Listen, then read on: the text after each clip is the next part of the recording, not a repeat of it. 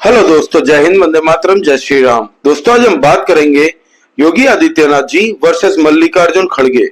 मल्लिकार्जुन खड़गे का स्टेज पे, मंच पे जब बोल रहे थे वो योगी आदित्यनाथ जी के बारे में, तो उनका बीपी क्यों बढ़ गया, वो इतने फ्रस्ट्रेटेड क्यों दिख रहे हैं। दोस्तों, वो ये है कि मल्लिकार्जुन खड़गे ने एक अभद्र टिप्पणी की है योगी आदित्यनाथ जी के ऊपर में, और उनके पहरावे पे ही प्रश्न चिन्ह लगा दिया। उन्होंने कहा, आप गेरुआ कपड़े पहनते हो, आप सफेद कपड़े पहनने चाहिए, आप राजनीति करते हो, और ऐसी अभद्र टिप्पणी के ही एक आतंकवादी जैसे घोषित बना दिया हो। अब दोस्तों, क्या मल्लिकार्जुन खड़गे जी ने पॉलिटिक्स पे क्या पेटेंट बना के रखा है कि खाली उनके जैसे दिखने वाले, उनके जैसे वेशभूषा में आने वाले ही पॉलिटिक्स ज्वाइन कर सकते हैं? ये तो लोकतंत्र कंट्री है ना, डेमोक्रेटिक कंट्री है। यहाँ पे डेमोक्रेसी का राज चलता है। एक फल वाला भी कर सकता है, एक प्लम्बर भी पॉलिटिक्स कर सकता है, चाहे वो बिजनेसमैन हो वो भी कर सकता है। तो मल्लिकार्जुन खड़गे की ये जो बौखलाहट है, इस बौखलाहट के पीछे का कारण क्या है?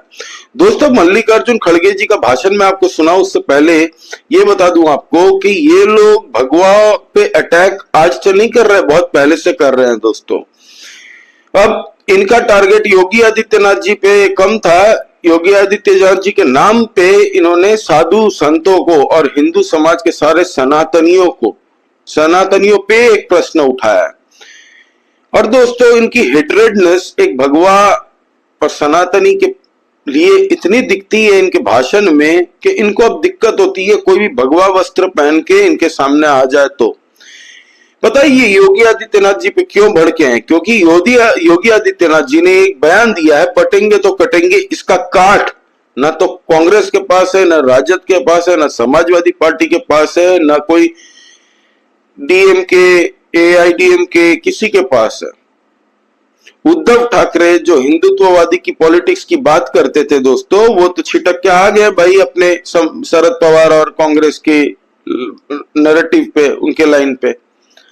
अब दोस्तों, मल्लिकार्जुन खड़गे इसलिए भड़के क्योंकि वो देख रहे हैं कि ग्राउंड में महाराष्ट्र में जमीन उनसे छीन चुकी है। जनता अब एकजुट हो रही है। राहुल गांधी गला फाड़ फाड़ के हर स्टेज में जाके इतने टाइम से मेहनत कर रहे हैं और कह रहे हैं कि हम जातियों में बांटेंगे, कास्ट सेंसस करना है, कास्ट सेंसस, हमें आपकी सबकी जातियों का एक सर्वे कराएंगे। ये दाव पूरी मेहनत उनकी पानी फिर गया। जैसे ही योगी आदित्यनाथ जी ने बटेंगे तो कटेंगे का नारा दिया, सब यूनाइट हो गए। और जिस तरीके से मैं आपको भाषण सुनवाऊंगा मल्लिकार्जुन खड़गे की, पहले आप ये भाषण सुनिए, इसके बाद बात करते हैं दोस्तों। वो आए, कौन एक साधु के बेस में रहते हैं, चीफ मिनिस्टर भी बने हैं, गेरुआ कपड़े पहनते हैं, सर पे बाल भी नहीं रखते, या तो सफेद कपड़े डाल, या तो सन्यासी कपड़े डालते हो, गेरुआ डालते हो, पॉलिटिक्स से बाहर हो जाओ। उसकी पवित्रता क्या रही? एक तरफ गेरुआ कपड़े डालते हो, दूसरों को उपदेश करते हो, बटेंगे तो कटेंगे बोलते हो। तो आपने देखा दोस्तों, कैसी ओछी भाषा में मल्लिकार्जुन खड़गे ने सनातन, भगवा, हिंदुत्ववादी ऐसे एक प्रोजेक्ट किया कि भाई आप तो गरबा पहनने वाले हो, आप क्या कर रहे हो पॉलिटिक्स में, सफेद कुर्ता पहन के आओ ना। क्या भाई कुर्ते से हराओगे तुम? तुम्हारा पेटेंट किया हुआ है कांग्रेस पार्टी ने पॉलिटिक्स को, इंडियन पॉलिटिक्स को। क्या ऐसे ही चलेगा? ऐसे कपड़े पहनोगे तो ही पॉलिटिक्स होगी? इनकी फट गई है दोस्तों कांग्रेसियों की। भगवा के खिलाफ ये लोग क्या काम करते हैं मैं बताता हूं। ऑल इंडिया उलामा बोर्ड ने 17 कंडीशन जो रखी थी इनके सामने, पर्दे के पीछे से इन्होंने वो साइन कर दी कि मुसलमानों को आरक्षण देंगे, मुसलमानों को पुलिस भर्ती में लेंगे, फिर वक्फ बोर्ड को 1000 करोड़ की जो फंड देंगे, वक्फ बोर्ड के जमीन पे कोई ढांचा तैयार ना हो इसके ऊपर रेजोल्यूशन लाएंगे, आरएसएस को बैंड करेंगे। और ये तो जग जाहिर है कि कांग्रेस ने आरएसएस के खिलाफ फॉरेन में, अमेरिका भी गए थे अभी राहुल गांधी जी, हाँ अमेरिका जो गए थे, जो इलान उमर के साथ अपने भारत के विरोधी जो ताकतें हैं उनके साथ फोटो भी आई थी, वहां पे भी कहा था कि आरएसएस से देश को खतरा है। भाई आरएसएस देश की बुनियाद है। आरएसएस से खतरा अगर किसी को है तो देशद्रोही ताकतों को है। और आरएसएस को बंद करने वाली जो ताकतें मांग कर रही है उनको भी तकलीफ है, और जो पर्दे के पीछे इनकी तमाम कंडीशंस को मान रही है छुपे छुपे, उनको भी तकलीफ हो रही है, क्योंकि आरएसएस इनका एजेंडा पूरा नहीं होने देता। ये जो धर्म परिवर्तन हर जगह हो रहा है ना, एंटी कन्वर्शन लॉ की बातें चलने चालू हो गई है अभी इंडिया में, ये सब लागू होने वाला है बहुत जल्द। वक्फ बोर्ड के खिलाफ भी बिल पास होने वाला है विंटर सीजन में, ये भी अमित शाह जी ने कह दिया। तो मल्लिकार्जुन खड़गे अभी उनके पास क्लू नहीं है कि अब करे तो करे क्या, इसीलिए ये अटैक योगी आदित्यनाथ जी पे किया है और बहुत ही ओछी स्टंट की है, ये बहुत ओछा स्टंट था ये मल्लिकार्जुन खड़गे। इसका भुगतान इनको महाराष्ट्र चुनाव में और ज्यादा डेंट पहुंचेगा, आप लिख के रखिए। ये सेल्फ गोल था एक तरीके से, ये भाई साहब जो बाइडेन बन चुके हैं अमेरिका के, ऐसे लग रहा है इनको। और ये जो गलती कर चुके हैं इसका रिजल्ट में आपको पता चलेगा।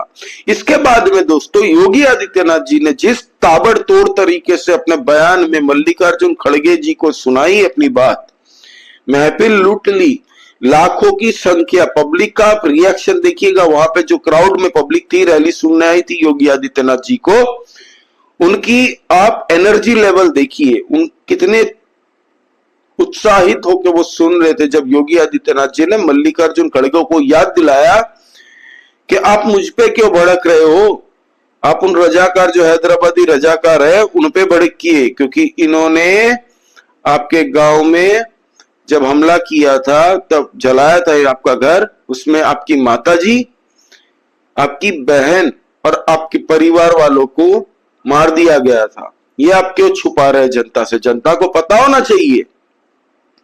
ये योगी आदित्यनाथ जी ने जैसे ही कहा, कांग्रेसियों में मिर्ची दौड़ रही है, मिर्ची इनकी रगों में। रजाकार के वक्त में दोस्तों 1947 में जो निजाम था हैदराबाद का, उसने बहुत उत्पात मचाया था, लूटपाट मचाई थी। जो हैदराबाद कर्नाटका के आसपास में सटे हुए बॉर्डर एरियाज थे, तो ये भाई साहब मल्लिकार्जुन खड़गे उस टाइम में 8-10 साल की उम्र होंगी इनकी, तो भाई साहब के गांव में भी आगजनी की थी, हिंदुओं को मारा गया था। तब ये नहीं बता रहे हैं कि हाँ रजाकारों ने हमारा घर जलाया था, समझ रहे हो। ये अपने घर वाले इनके जिन्होंने मारा है, कैसे पॉलिटिशियन, इनकी चमड़ी में समझ में नहीं आता, इनकी फैमिली पे जिन्होंने अटैक किया था उनके बारे में नहीं बोल रहा। हिंदुओं के बारे में कटाक्ष करने के लिए सबसे पहले कतार में खड़े हो जाते हैं सब कांग्रेसी नेता। ये भूल शरद पवार झट से नहीं करता, वो दिमाग वाला आदमी है। तो योगी आदित्यनाथ जी ने दोस्तों ये कहा, पहले सुनिए इनकी बात। आजकल कांग्रेस के राष्ट्रीय अध्यक्ष श्री मल्लिकार्जुन खड़गे जी अनावश्यक रूप से मेरे ऊपर लाल पीले हो रहे हैं, गुस्से में हैं। खड़गे जी मेरे ऊपर गुस्सा मत करिए, मैं तो आपकी उम्र का सम्मान करता हूं।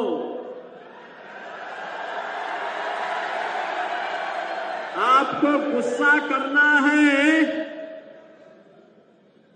तो निजाम पर करिए, हैदराबाद के निजाम को, जिस हैदराबाद के निजाम के रजाकारों ने आपके गांव को जलाया था, हिंदुओं की निर्मम हत्या की थी, आपकी पूज्य माता को, आपकी बहन को, आपके परिवार के सदस्यों को जलाया था। इस सच्चाई को देश और दुनिया के सामने रखिए कि जब भी पटेंगे तो इसी प्रकार से निर्ममता से कटेंगे। ये सच्चाई रखिए। आप वोट बैंक के लिए इस सच्चाई को देश के सामने रखने से कोताही कर रहे हैं, देश के साथ धोखा आप कर रहे हैं। मैं तो एक योगी हूं, मैंने तो एक ही बात सीखी है, मैंने तो एक ही बात सीखी है, हर काम देश के नाम। मेरे लिए तो अपना देश और अपना सनातन धर्म से बढ़कर के कुछ भी नहीं हो सकता। एनर्जी दिखी कि नहीं आपको लोगों की? क्राउड में जो तालियां मार रही थी। आज योगी आदित्यनाथ दोस्तों खाली उत्तर प्रदेश के नेता सीएम है भले, लेकिन पूरे देश में इनकी मांग है, पब्लिक इनको चाहती है। गुजरात हो, तमिलनाडु हो, इनकी एक्सेप्टेबिलिटी बहुत बढ़ रही है। चाहे वो झारखंड में हो, झारखंड प्रचार में भी योगी आदित्यनाथ जी ने जिस ताबड़तोड़ तरीके से इंडिया अलायंस की पतलूने ढीली की है ना, वो इनसे बर्दाश्त नहीं हो रहा मल्लिकार्जुन खड़गे और कांग्रेसियों को। डायरेक्ट प्रधानमंत्री और अमित शाह जी पे ये लोग उलझुल बयान देते रहते हैं, लेकिन इस बार बहुत गलत जगह पे इन्होंने टारगेट किया योगी आदित्यनाथ जी पे, भगवा पे, सनातनियों पे, साधु संत समाज जो हमारे भगवा वस्त्र पहनते हैं। क्यों भाई, क्यों हक नहीं है किसी को पॉलिटिक्स में बोलने का? पॉलिटिक्स आपकी फैमिली की कोई ट्रेडिशनल खैरात तो है नहीं, खैराती जो कोई नहीं बोल सकता। तो इसका भुगतान कांग्रेस को करना पड़ेगा। आज झारखंड में अभी चुनाव की वोटिंग चल रही है दोस्तों, इसलिए झारखंड पे अभी हम कुछ नहीं बोलेंगे, शाम को वीडियो बनाऊंगा। इससे पहले मैंने एक झारखंड का फुल वीडियो बनाया है, आप देखिए, इससे पिछला वीडियो मेरा, आप वो वीडियो जरूर देखिएगा। किस तरह से झारखंड के अंदर भी मुस्लिम संगठनों ने चिट्ठियां लिख के सारे इलीगल बांग्लादेशी, रोहिंग्या, मुस्लिम वहां पे जो भी है, इन सबको कहा है कि आप इंडिया अलायंस को वोट दीजिए। आप देखिए ये वीडियो, मेरी झारखंड की पिछली वीडियो। और दोस्तों भारी मात्रा में सब्सक्राइब कीजिए, और आपका इस बारे में क्या कहना है प्लीज आप कमेंट करके बताइए। क्या आपको लग रहा है इस बार चुनाव में पलड़ा किसका भारी है, महाविकास अघाड़ी का या महायुति का? आप कमेंट करके बताइए। दोस्तों आप लोग भारी मात्रा में सब्सक्राइब कीजिए, नया चैनल है, आप लोगों की सपोर्ट की बहुत आवश्यकता है। Please subscribe this channel and do let us know what do you think about it, और प्लीज लाइक दिस वीडियो। दोस्तों जय श्री राम आप सभी भाइयों को, जय हिंद, वंदे मातरम।